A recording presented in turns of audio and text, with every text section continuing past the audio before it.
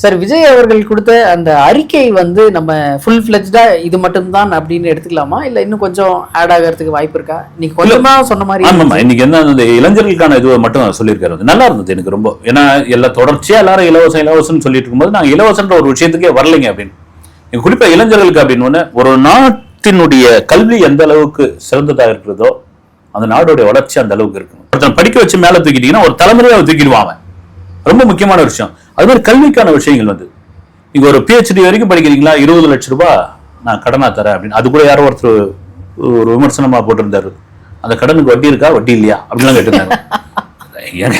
ஒரு கொடுக்குறேன்னு சொல்றது இன்னைக்கு வந்து ஒரு கல்விக்கான லோன் வாங்குறது எவ்வளவு பெரிய கஷ்டமா இருக்குது. வந்து கொடுக்குறேன் நானு.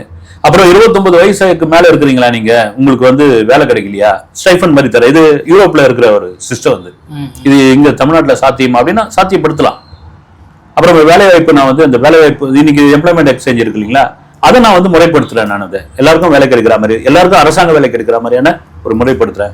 குறிப்பா தமிழர்களுக்கு முன்னுரிமை, தமிழ்நாட்டை சார்ந்தவர்களுக்கு ஒரு முன்னுரிமை கொடுக்குற மாதிரி 75% அவர்களுக்கு வேலை வாய்ப்புல கொடுக்குற மாதிரியான விஷயம்.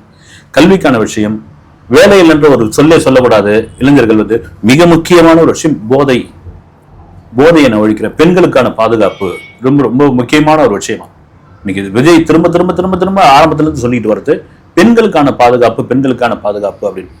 இவரோட பெண் ஓட்டை தான் குறி வச்சு அதை சொல்றாரு வந்து. அதனாலதான் இது பண்றாரு. அப்புறம் அது கூட விமர்சனம் வந்தது, உங்க வீட்லயே நீங்க வந்து பெண்களை கவனிக்கல, நீங்க வந்து வெளியே வந்து என்ன நீங்க இது பண்ணுன்னு சொல்லிதான் ஆகணும். வந்து இன்னைக்கு எடப்பாடி பழனிசாமி அவர்களும் சொல்றாரு வந்து பெண்களுக்கு பாதுகாப்பு, பெண்களுக்கான பிரச்சனை அப்படின்னு.